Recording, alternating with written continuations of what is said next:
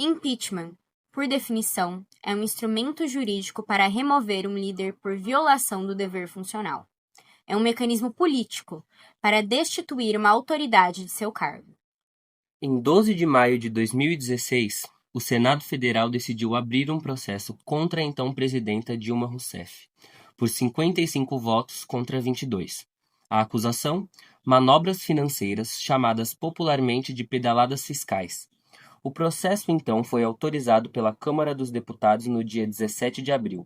Esse país escolheu a bandeira vermelha, mas viu que errou e quer novamente o verde e amarelo, a ordem e progresso. Pelo povo de Deus, em defesa da família tão atacada por este governo. Pela Constituição, pela pátria e pela minha família, meu voto é sim, senhor presidente. Sim ao impeachment! Sim para o futuro! Pela família brasileira, pela minha esposa e pelos meus filhos, digo sim ao impeachment!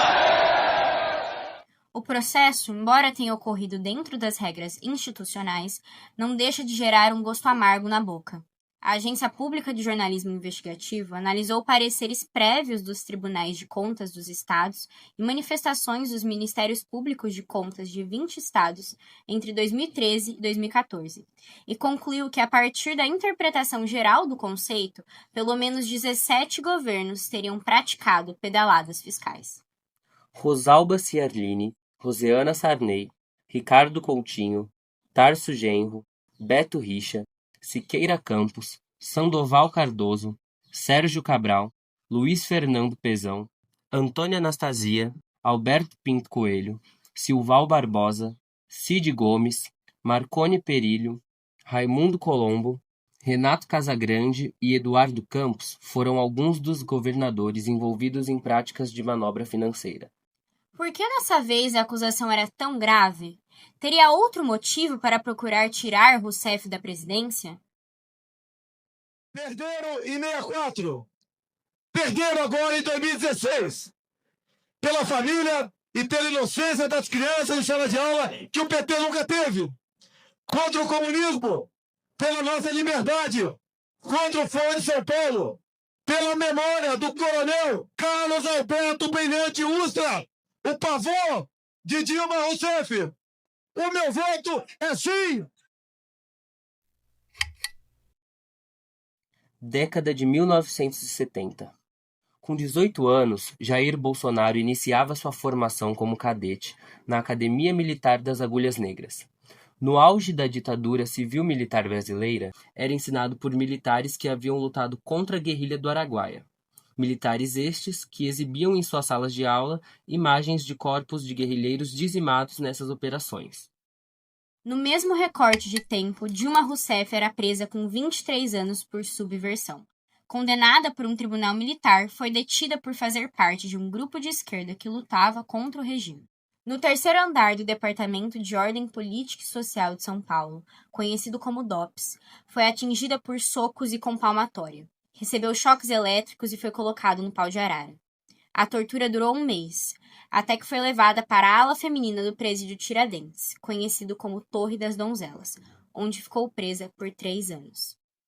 É inevitável notar que Bolsonaro e Rousseff estavam simultaneamente em lados opostos na luta pela democracia, o que deve ser levado em consideração ao ouvir os gritos e apelos presentes no plenário de 17 de abril. De qualquer maneira, se foi golpe, é um golpe democrático para evitar o Brasil da lama, da roubalheira. E há muitíssimos meses atrás, 10, 12 meses, nós lançamos, até eu ainda vice-presidente, lançamos um documento chamado Uma Ponte para o Futuro, porque nós verificávamos que seria impossível o governo continuar naquele rumo. E até sugerimos ao governo que adotasse as teses que nós apontávamos naquele documento chamado Ponte para o Futuro. E, como isso não deu certo, não houve adoção, instaurou-se um processo que culminou agora com a minha efetivação como presidência da República. O então vice de Dilma Rousseff, Michel Temer, justifica o afastamento da ex-presidenta como uma consequência da não aceitação do programa neoliberal do PMDB, Ponte para o Futuro, que prescrevia a redução de recursos da saúde e da educação, a desindexação de benefícios e do salário mínimo, a mudança de idade para a aposentadoria e a abertura comercial. O impeachment teria acontecido, então, com o intuito de implementar um plano de governo radicalmente diferente do que foi votado nas urnas de 2014, levando ao poder um partido que havia perdido as últimas 4 eleições presidenciais. O que eu estou defendendo é o princípio democrático que rege a vida política brasileira. O processo, quem é que fez o impeachment contra mim? Todos que fizeram o impeachment contra mim, os líderes, não estou falando na base que fez, estou falando das lideranças. Tem processos de corrupção, tem denúncias de corrupção, principalmente o presidente da Câmara.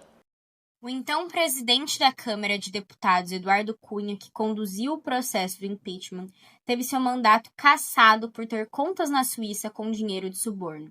Cunha fazia parte do PMDB, assim como Temer, que por sua vez teve seu nome citado tantas vezes em casos de corrupção que chegou a ser preso em março de 2019 pela Operação Lava Jato. O Brasil possui um histórico de autoridades que se envolveram com corrupção. O que Rousseff teria de especial, entre outros casos, para tanto se tornarem tão devotos de seu afastamento do cargo?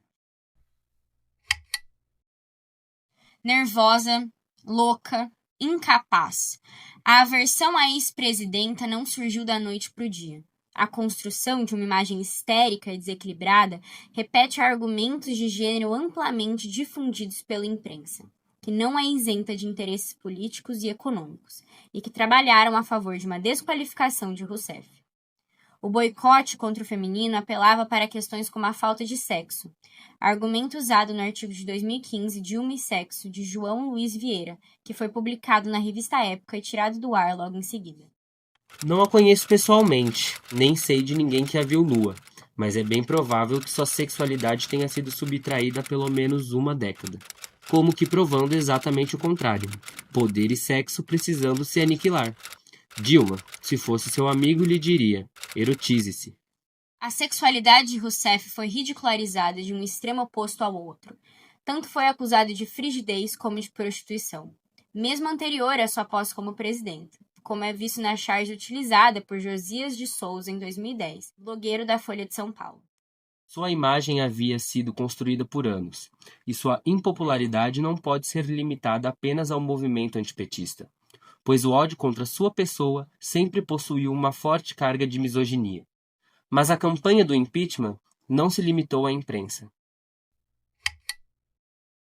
A popularização de adesivos para a tampa de combustível de carro não eram apenas uma referência ao aumento de 10 centavos no preço da gasolina, mas também exemplifica diretamente a facilidade de trazer a violência sexual à tona quando é uma mulher no jogo.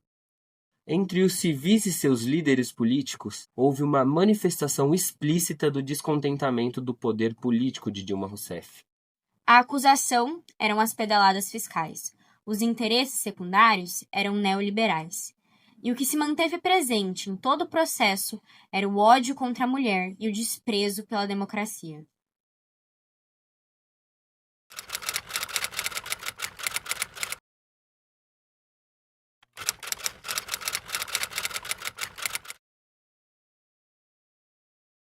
Peço a Deus que algum dia, se Dilma Rousseff for condenada, um novo ministro da Justiça tenha a dignidade de pedir desculpas a ela. Se ela estiver viva, se faça de corpo presente. Se estiver morta, a sua filha e a seus netos. E se peça desculpas a Dilma Rousseff, se ela vier a ser condenada. Que a história faça justiça com ela. Que a história absolva Dilma Rousseff se Vossas Excelências quiserem condená-la. Mas se Vossas Excelências quiserem fazer justiça, para evitar que no futuro alguém tenha que pedir desculpas, como eu pedi àqueles que sofreram violência do Estado, julguem pela justiça. Nesse dia de glória para o povo brasileiro, tem um nome que entrará para a história nessa data. pela forma como conduziu os trabalhos dessa casa. Parabéns, presidente Eduardo Cunha.